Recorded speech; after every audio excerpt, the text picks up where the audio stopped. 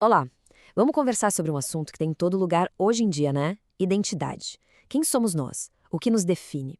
A gente vai navegar juntos por essa conversa que às vezes é bem complicada, olhando para ela a partir de uma perspectiva cristã, buscando um pouco de clareza no meio de tantas opiniões.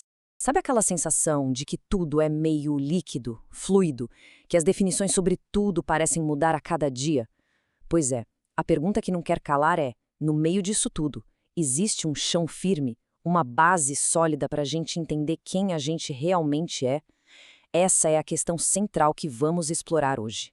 Então, para a gente entender o debate atual, a gente precisa dar um passo atrás, como se fosse rebobinar a fita. Como foi que uma palavra que a gente aprendia na aula de português, sabe, para classificar substantivos, virou o centro de uma discussão tão intensa sobre a identidade humana?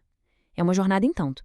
Olha só que interessante essa linha do tempo. Até ali, por volta de 1950, gênero era só isso mesmo, coisa de gramática.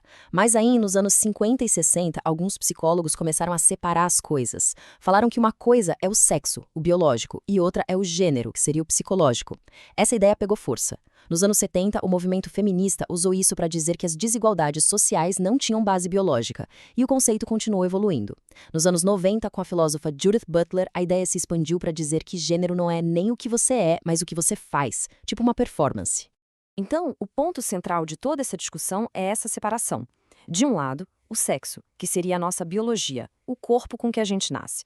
Do outro, o gênero, que nessa visão é uma coisa interna, um sentimento, ou um papel que a gente desempenha na sociedade. E esse papel, ou sentimento, pode ou não bater com o corpo. É essa divisão que está na raiz de todo o debate. E essa frase famosa da Simone de Beauvoir, lá de 1949, já plantava essa semente. A ideia dela era que a experiência de ser mulher não é algo que nasce com a pessoa, mas algo que a sociedade constrói. Isso foi revolucionário na época e abriu a porta para essa ideia de separar completamente a identidade da biologia. Certo, vimos de onde vem uma das visões.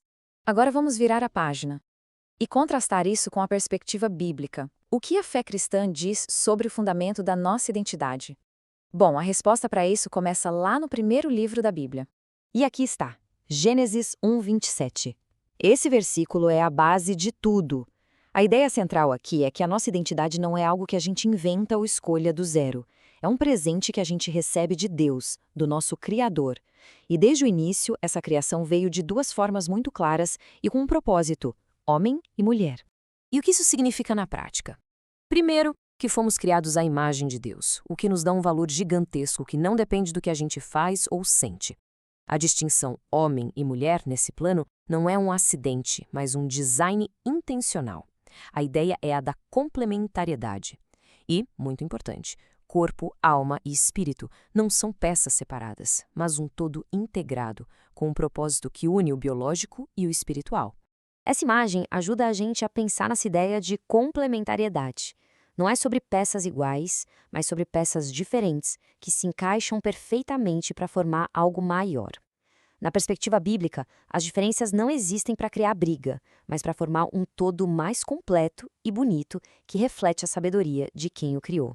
Ok, agora que a gente já viu os dois lados da moeda, vamos colocar essas duas visões de mundo uma do lado da outra. De um lado, uma verdade que se apoia na criação, do outro, uma que se apoia em sentimentos pessoais. O que acontece quando a gente compara as duas? A autora Nancy Pearcey usa uma analogia que eu acho fantástica. É a diferença entre construir sua identidade sobre uma rocha ou sobre areia movediça. A verdade objetiva, baseada na criação, é a rocha. É sólida, é firme. Ela diz que a realidade existe fora da gente e que nossa identidade foi dada por um Criador. Já a verdade subjetiva é a areia movediça. Tudo depende do que você sente. É instável, porque nossos sentimentos mudam o tempo todo. E a nossa experiência do dia a dia meio que confirma isso, né? É como um bebezinho que aprende que a grade do berço é real, batendo a cabeça nela. A gente aprende, às vezes, de um jeito duro, que o universo tem uma estrutura, tem regras, e ele não se dobra só porque a gente quer. A realidade existe, goste a gente dela ou não. E aqui o contraste fica ainda mais nítido. De um lado, as frases que a gente escuta na cultura pop. Gênero é uma construção, eu sou o que eu sinto. O foco está sempre no eu. eu decido, eu defino. Do outro lado, as verdades bíblicas, criados à imagem de Deus, homem e mulher, corpo como templo do Espírito Santo. O foco muda completamente, sai do eu e vai para Deus. São dois pontos de partida totalmente diferentes para responder àquela grande pergunta: quem sou eu? Certo. No meio de tanta confusão, qual é a resposta que o cristianismo oferece? A proposta não é só um conjunto de regras, mas uma transformação completa, uma restauração da nossa identidade.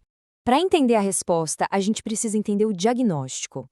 A Bíblia diz que essa desordem que a gente sente, essa confusão sobre quem somos, não era o plano original. É uma consequência do que chamamos de queda, quando a humanidade se afastou de Deus. Isso afetou tudo, como um eco que distorceu a criação, que no início era perfeita. Mas a história não para na desordem. A mensagem central do Evangelho é sobre restauração. Em Cristo, a pessoa se torna uma nova criatura. É como um reset de identidade.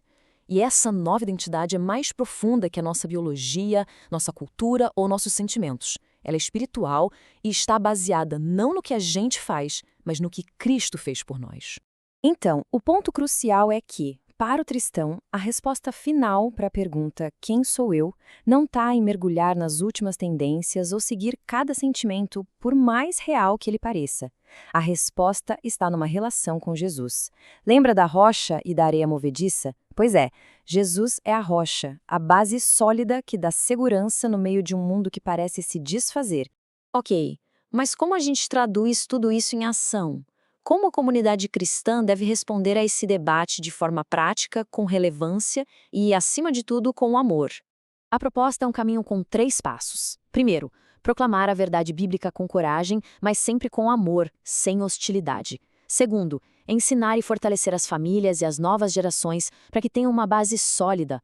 E terceiro, que é talvez o mais importante, acolher. Ser um lugar de restauração para todos que estão sofrendo e confusos, agindo como um hospital espiritual, não como um tribunal. E é fundamental a gente se lembrar disso aqui. A perspectiva cristã ensina que a batalha não é contra pessoas. Pessoas devem ser sempre amadas e acolhidas. A discordância é com as ideias, com as filosofias que contradizem a visão bíblica da criação.